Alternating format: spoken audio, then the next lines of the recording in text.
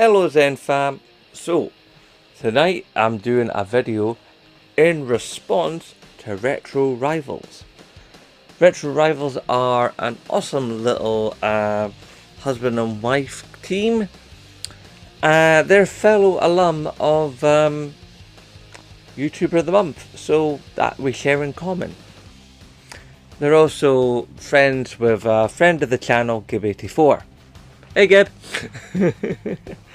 And yeah, they do a lot of good discussion content. They also do some live streaming as well. Anyway, they just put up this video about, speaking about the problems in modern gaming. Now, it's good to have discussion like this because sometimes we need to be able to air out what's wrong, and maybe if once we have an idea of what's wrong, hopefully we can come up with a way to fix what's wrong, which would be lovely, wouldn't it? So they went over a series of points, and I shall go over the same series of points, and hopefully somewhere along the line, maybe somebody somewhere someday can figure all this out and fix the issues. Somebody smarter than me, perhaps. So let's see, first off, what was it they tackled? The age-old issue of quantity over quality. Wow, yeah, this is true. This is a big issue in gaming at the moment. Right? When you consider you've got Steam, you've got PlayStation, you've got Microsoft, you've got Nintendo, you've got homebrew systems, you've got retro content, you've got reissues of retro content with modern content and smaller studio content on stuff like the Evercade, and the stuff coming out on things like the Retron 5 and all that malarkey. Then you've got mobile gaming as well into that mix. We gamers are snowed under. There's games and games and games and games and games every single day. I mean, you only have to watch like Kinda Funny to know that like every day there's something, generally a few somethings being released, and this is daily, and it's been that way for a couple of years now, if not longer. So the uptick in released content is ridiculous. Unfortunately, what this also means, a lot of what it is literally just content, because not every game that comes out is a AAA masterpiece with an incredibly engrossing storyline and fantastic characters and great locations and incredible lighting with masterful music and an experience that you'll think about for years to come. A lot of it is just, hey, this company made this game like this, let's make what they made, change the look of it a little, maybe add a couple of things in, but basically make the same game again. And that's part of the reason why we had the live service model crash. I mean, Justice League, kill the Justice League, oh god, and any other number of games you want to mention that have come out in that live service model that are basically being, here's company A's version of company B's brilliant game that came out that took the world by storm. Newsflash, guys, okay, we've already got a Call of Duty, we've already got Fortnite, we've already got this game, that game. Any game you want to mention that's been hugely successful, that did something new, that then became a big time classic that everybody wants to play, has been done already. It's really super hard in gaming to reinvent the wheel. You can iterate on the wheel, yes, and that's great, that's groovy, that's all to the good. Taking an established idea and taking a new direction and giving us a new experience, that will always be applauded. And that will generally garner the attention and the money from us. But when you basically spit out a number of games that are like a game that already exists, except it just comes from a different company and might tell a slightly different story or something, sometimes you're lucky if it does that, then those games aren't going to do business. And those devs are going to end up on the scrap heap. So yeah, you can make a whole bunch of games, but unless you actually have a target audience and a means to sell them something they haven't got already, then you're not going to sell what you're trying to sell because they've already got it. So definitely quality over quantity is definitely the way forward. Give us reason to give you money. It really couldn't be that's difficult to understand, should it? I mean, if you're a CEO, right? It's like you buy the things you buy because they're special to you. They have a quality that other things don't have. You buy them for that quality. We're the same. We just can't afford what you guys afford, but the idea remains the same. It really, really does. So maybe actually just give us quality instead of quantity. That simple. Okay. The next one that the guys covered in the video was living with FOMO. FOMO. Oh no. You see, the problem with FOMO is, for those of you that need an explanation of FOMO, because I know some of my audience is older than I. Fear of missing out. Yeah. Putting out a game and going like, oh look, and then the game comes out and people go, oh, was that it? And if you keep producing these ideas of FOMO, but then you also keep producing these games that had nothing special, then eventually the FOMO becomes even more meaningless than it was already. Never mind the fact that you get us excited for games, and you put out these trailer videos at events like Summer Games Fest or live casts from Gamescom, or maybe something will come out of Hall H at Comic-Con or whatever. You get these incredible looking games, and then they tell us the release date of the game is anywhere from 3 to 7 years away. Ridiculous. Who is going to be hyped for a movie, for a TV program, for a comic book series, say? Any form of geek media, like a TV show on Netflix.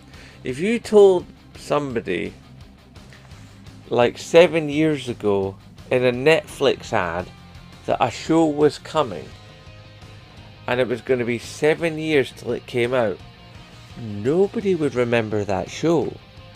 And you certainly couldn't sustain the hype for that show over the better part of a decade.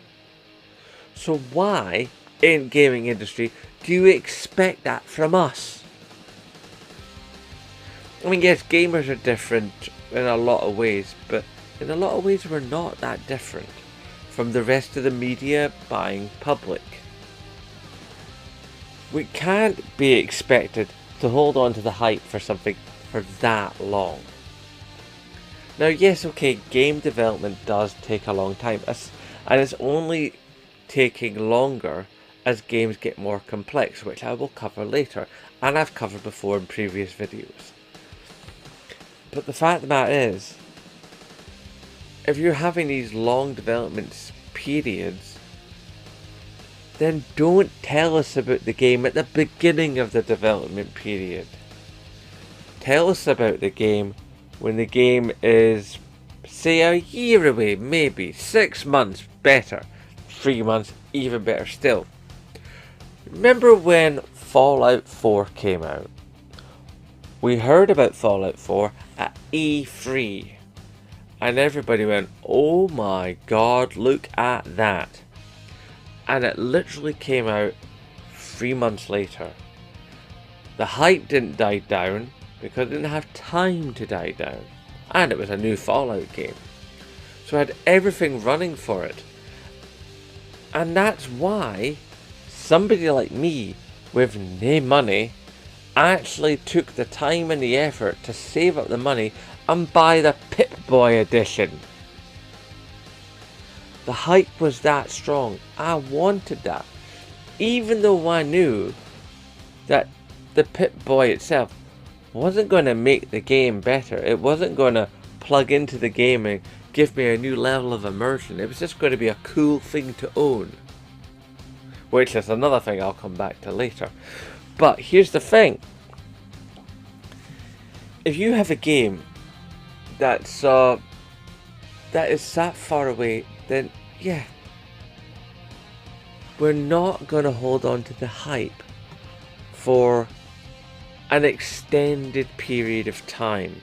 The longer it is, the higher the probability is that the hype will die.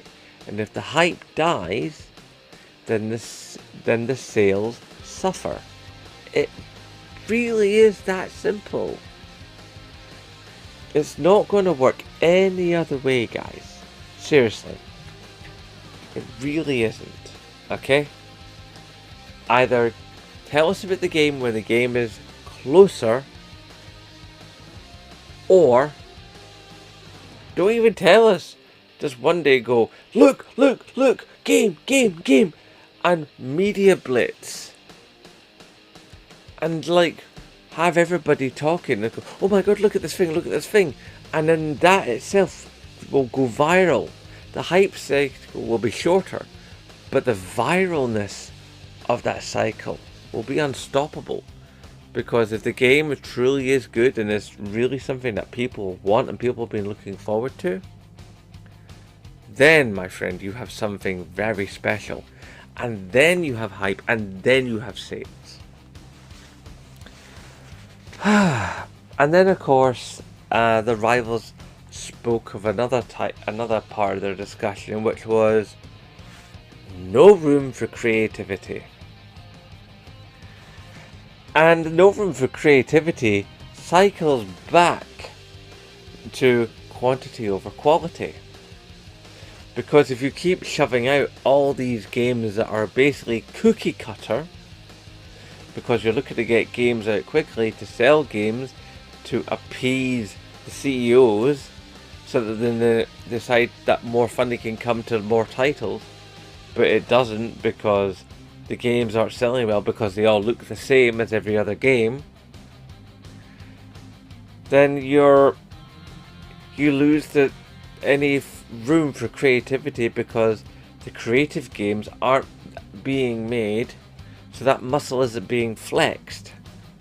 And of course, creativity takes longer, because you're coming up with new things, new ideas, new systems that of course extends that original idea of, like, the longer the development cycle, the more bits have to be made, the more bits are made, the more staff has to be around, the more staff has to be around, the longer the more they have to pay them, the more you have to pay them, the more expensive the game is going to be.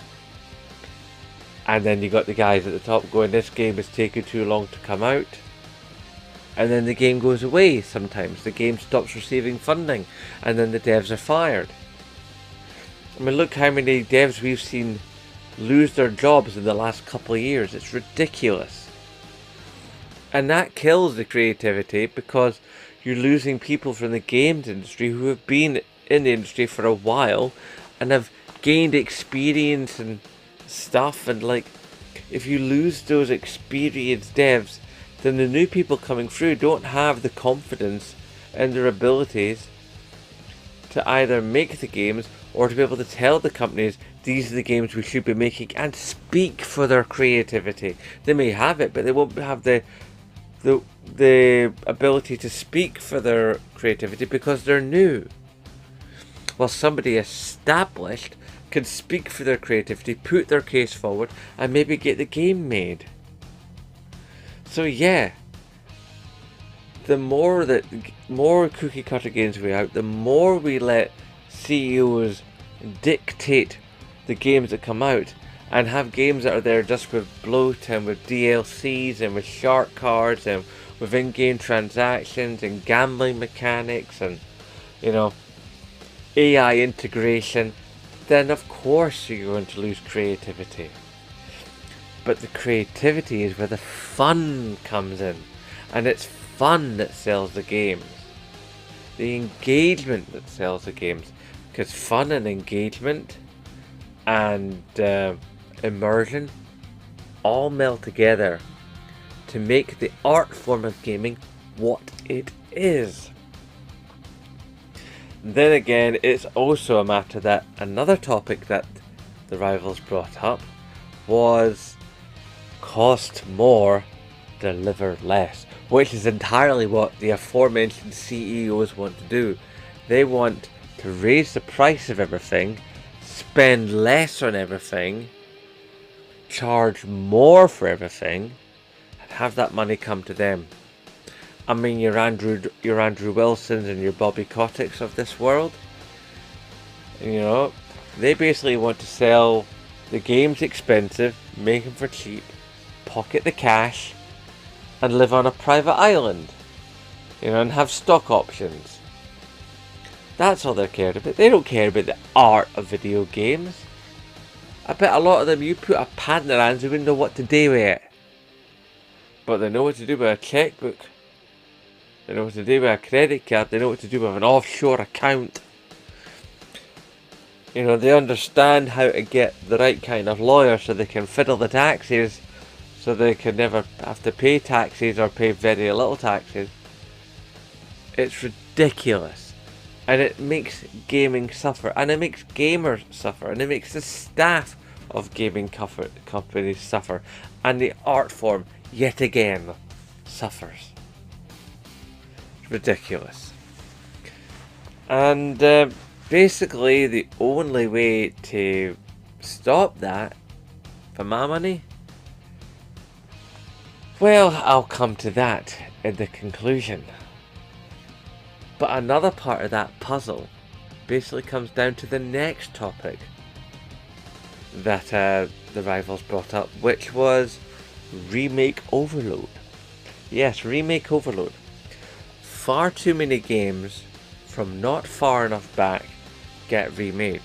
I mean, they brought up the idea of the Last of Us games.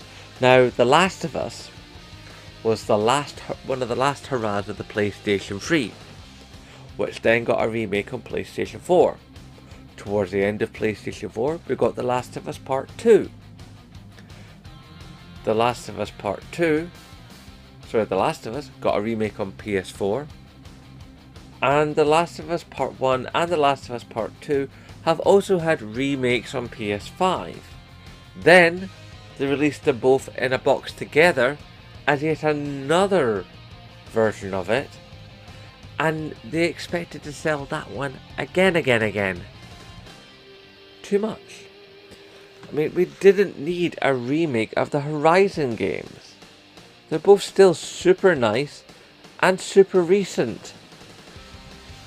I mean, don't get me wrong, I love the Horizon games. They're in those pantheon of games, which is very small, of games I've played twice. You know, as a working husband and father and YouTuber, my game time is precious. I don't have that much of it. I really don't. So if I'm playing a game twice, you could know that I think that game is something special. Ergo, I think that the Last of Us games were special. I think that the Horizon games were special. That's why I played them twice. Spider-Man, same deal. I played those puppies twice. Also because admittedly, I was also going for the platinum. Now that's when you know I'm also in love with a game. If I've gone for the platinum, because I'm not a trophy hunter. I enjoy my trophies. I like to think for someone that gets to play as much as I get to play, that my trophy level is respectable. In fact, you can look it up, they're not hidden. Zembloke_YT on PSN. Have yourself a wee shufty if you like. So that's part of the big thing. Stop remaking games that are like 5 years or less old. In fact, if anything, I would say stop remaking games that are less than 10 years old. In fact, push for games that are more like 15 years old. Push to remake games that were classic on the PS3 and Xbox 360.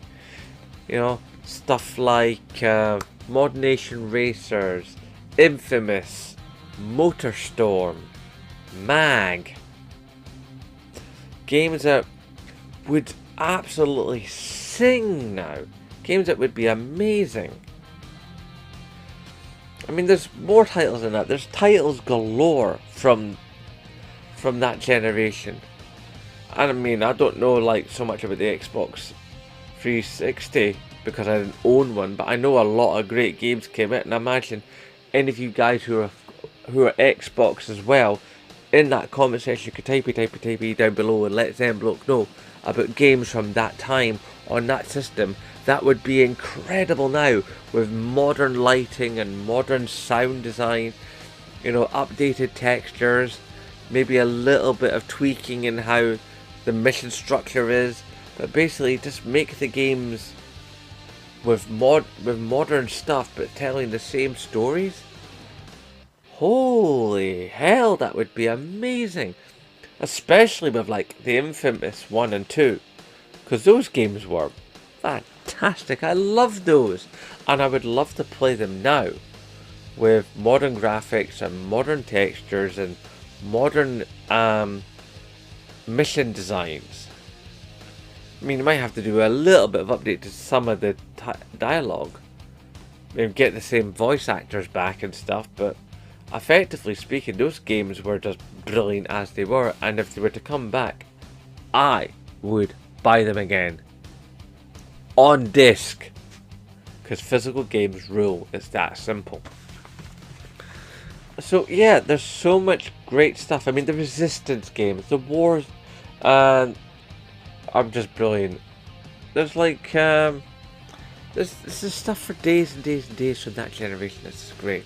Bring those back. Update them. Add trophy support. Oh my god. The things you could do from games from that generation would be amazing. Reboot those. Remake those. But don't remake games that are like, for the last 5 or so years. We've played them too soon ago. The memories are still fresh. And games haven't jumped to the same degree in technical excellence from 5 years ago as they had from 15 years ago. That only makes sense. And of course, with the love of games comes the hype of games. And of course, the topic that came next in the discussion was hype culture. Is it a scam? And it kind of is, and it also kind of isn't. It's kind of a bit chicken and egg when you get down to it, because you gotta have the hype to sell the games, as I mentioned before with like Fallout 4 and stuff. If you don't have the hype, then the people don't know the games exist. If the people don't know the games exist, they can't buy the games. This is a truism, to say the very least. So yeah, have the games out there, create the hype to sell the games. But you have to be careful with that hype, because if you hype a game too soon, that hype dies. As I mentioned before, you can't just go, here's this game, Now wait 7 years. Your hype is not going to last 7 years. It just isn't. There are some rare cases where, like, we've been hyped for Grand Theft Auto 6 ever since any of us ever finished Grand Theft Auto 5 on PS3 back in 2013, 12 years ago, more or less. I mean, okay, it came out in, what was it, is it the August or the September in 2013? I can't remember which. But yeah, I mean, we're in August now. So it's almost 12 years, and like, a lot of people built, just ploughed through that game. I mean, I myself beat it in reasonable time, even though I was, being a coffee monkey at the time. But I spent a lot of my free time that wasn't training, wasn't being a parent, and wasn't being a working, playing that game, and I loved it. Absolutely loved it. And I played it again on PS4 version. I haven't done that with the PS5 version. I just don't think I want to do that story again. No. 3 times is too much, even for a game that is of the caliber of Grand Theft Auto 5. And Lord knows I've strayed away from the online a few times. I've come back a couple of times, and not long after coming back, I've gone off again because I think the online mode has rather lost its luster. So yeah, be careful with your hype cycles. Don't run them too long, don't run them too short. You gotta find that Goldilocks zone for your hype. Otherwise, if you are just running hype, then you are doing a disservice to the game, and then that falls into the scam territory, because it's not really about the game, then it's about the money you want to make. And that definitely comes into the territory of looking more scammy. And then of course, when we talk about things that are dying or have died out, then we have to mention the last topic that the Rivals covered, which was the death of co-op. Which is a sad thing to acknowledge, but the guys are basically right about this. I mean, co-op is largely gone. I mean, aside from a couple of noted exceptions, like with Mario Kart and like a couple of the games of Joseph Ferris. I mean, that guy is creative as all get out, but my god, there's not a lot of about. I mean, yeah, you could sit down and play like Crash Team Racing with your friend on PlayStation, but a lot of the time these days, the co-op, it's not on the couch, it's across the internet. I mean, we lost couch co-op for a number of reasons. I mean, one, when the co-op games were at their height, guys like me were in their 20s. And we'd have our mates round, we'd get some food, get some drink, get some enjoyment, and we'd be on the couch together, we'd be passing the pad, have a couple of pads, banter would be flying back and forth, and and it would just be a bunch of people playing games and having a good time. And that's, I wouldn't say gone, but it's really hard to organise now. Really hard to organise. I mean, we've all got lives where we're like, a lot of us have got kids and we've got jobs and all the rest of it. So these things become harder and harder to do. And harder to organise. I mean, it's hard enough to get your mates together online. Get them together in your house. I mean, we've all got jobs and kids and hobbies and stuff we have to do around the house. I mean, it just becomes an ever growing mountain of stuff in the way. And then you want to try and just get people around us to play video games. A lot of people, even your gaming mates, haven't got time for that. I mean, like, I consider myself very lucky in this particular aspect, because occasionally I'll go around to my mate Dave's house, or some of you Zen fam know him, the Grey Wolf, who is himself, like Gib84, an alum of hashtag support Scottish YouTubers. And occasionally I go around Dave's house, and what we do is we stick on a game and he plays it, and then he teaches me how to play it, and then I play it in his house, and he turns it into his Zenblokes Play videos, which makes it part of his live stream content. And then I take that live stream content, the VOD of it, and I stick it in my and make it part of my Zenbloke Elsewhere playlist, when the videos where I've done with other people on other channels and stuff. So even if you don't catch it there, you can catch it with me. But that's beside the point. So I get to do the occasional bit of couch co-op, or at least playing at a friend's house, because I've got a mate who's also a YouTuber who lives like literally 15 minutes up the road from me. And I've kent Dave like, oh god, how long have I kent Dave? Mid-90s? So like we're talking like he's, oh god, let's see mid-90s, mid-thousands, mid-teens, mid-20s. Yeah, so I've kept the dude a long time. It's ridiculous. I mean, I remember going around his house when he still had the PS2 and I had a PS2. So that gives you an idea of how long we've kept each other. Okay, we both had PS2s. Wow.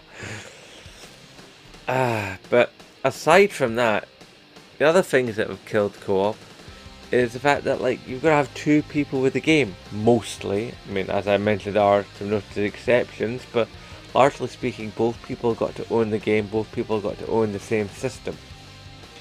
Yes, there are cross-platform games, but not as many as we would like. And then of course the next thing that kills it is what already knackered it in the largest way possible, was the events of 2020, which we can't forget because that put the kibosh on a lot of things games wise. So yeah, 2020, money, game systems, life being different to what it was about a year ago. As you start to add all these things up, it's no wonder couch co-op is gone. So in the final thoughts, let's put this together, shall we?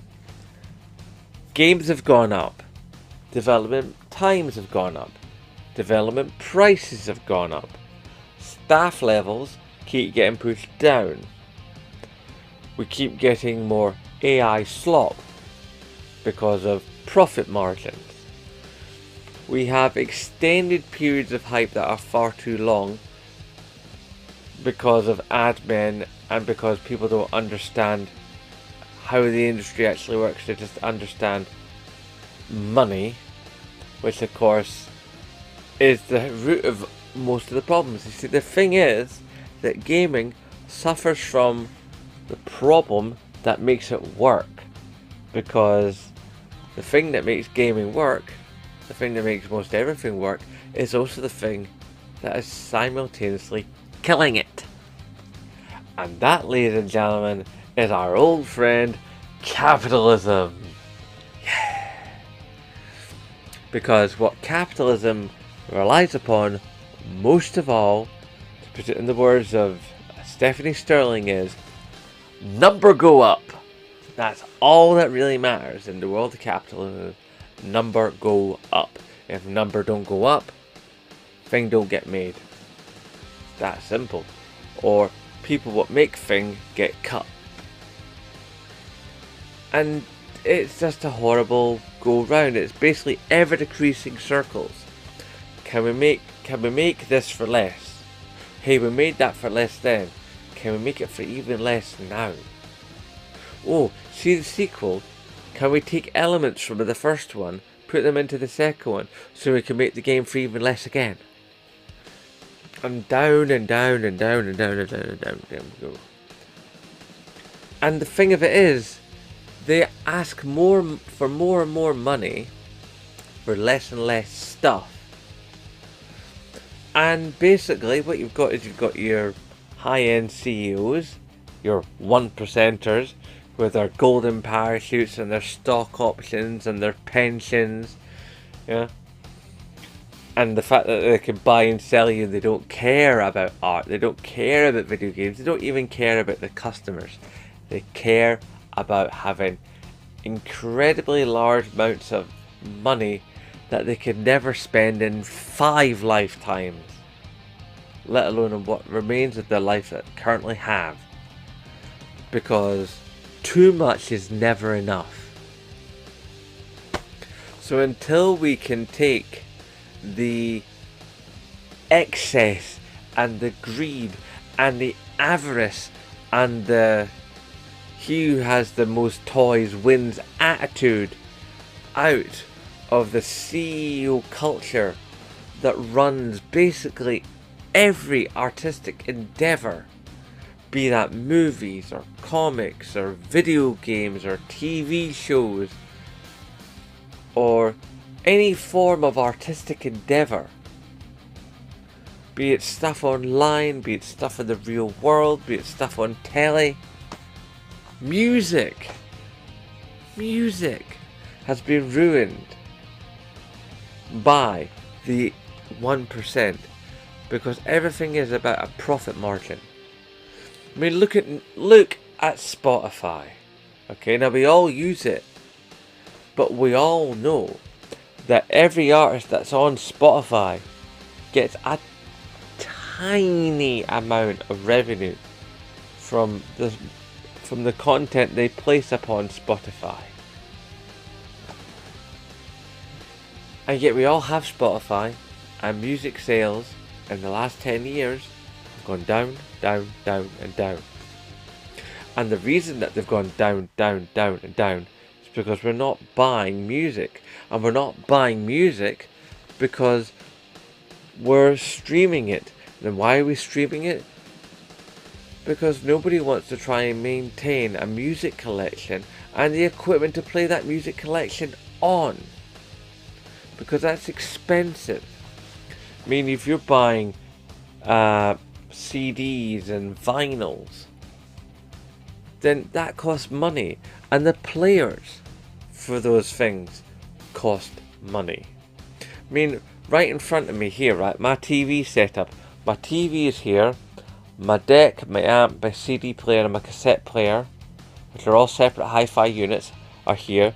Then down again is like my cable box and my PS5 and the PS4 that my boy uses, which was once mine, which is also the family media player as well, because that's what the PS4 has now become.